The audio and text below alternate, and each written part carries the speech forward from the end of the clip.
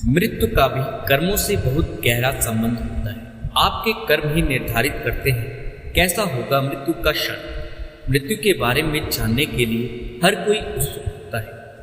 मृत्यु का पल कैसा होगा, उस वक्त दिमाग में क्या चल रहा होगा इत्यादि। लेकिन एक बात जो सब भूल जाते हैं वह है हमारे कर्मों का मृत्यु के क्षण के साथ संबंध। तो इस लेख में आज इसी पर बात होगी। जैसा कि आप जानते हैं कि प्रत्येक हिंदू शास्त्र हमारे जीवन में कर्म और धर्म को संतुलित करने के महत्व को बताते हैं। ऐसा माना जाता है हमारे जीवन में सुख दुख का लेखा जोखा हमारे पिछले जन्म के कर्मों से जुड़ा है। जबकि एक तथ्य यह भी मिलता है कि वर्तमान जीवन के कर्म हमारे अगले जीवन को प्रभावित करते हैं। मौत एक ऐसा सच है जिसे कोई नकार नहीं सकता। मरने के बाद स्वर्ग और नरक की मान्यता भी स्वीकार की गई है।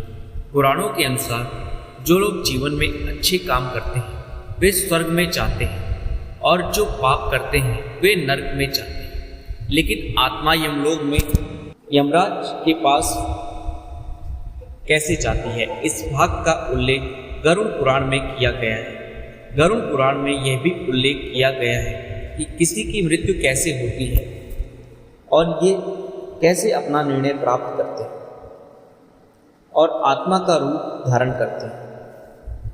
गरुड़ पुराण के अनुसार मरने वाला व्यक्ति चाहकर भी बोल नहीं सकता। अपने जीवन के अंतिम क्षणों में दिव्य दृष्टि उसके भीतर उत्पन्न होती है और वह पूरी दुनिया को समझने में सक्षम होता है। उसकी सारी इंद्रियां नष्ट हो जाती हैं और वह हिल डुल भी नहीं पाता और अकड़ जाता है।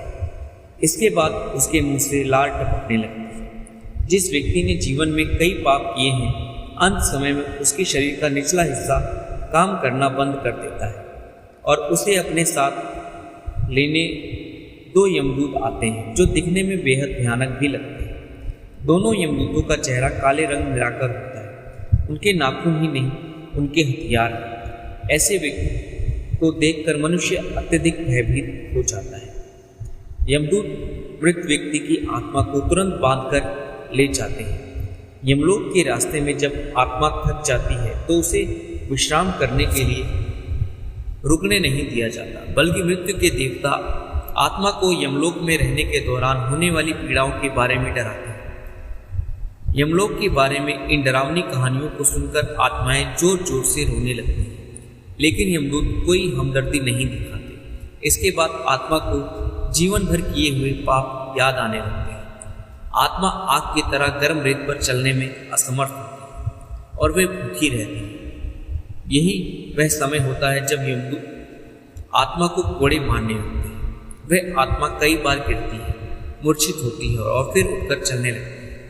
इस तरह मृत्यु के देवता एक अंधेरी यात्रा से आत्मा को यमलोक ले जाते हैं। फिर वह आत्मा अंत में यमराज से मिलती है और उनकी अनुमति से उस स्थान पर लौट आती है जहां कुछ समय के लिए उसकी मृत्यु हुई थी।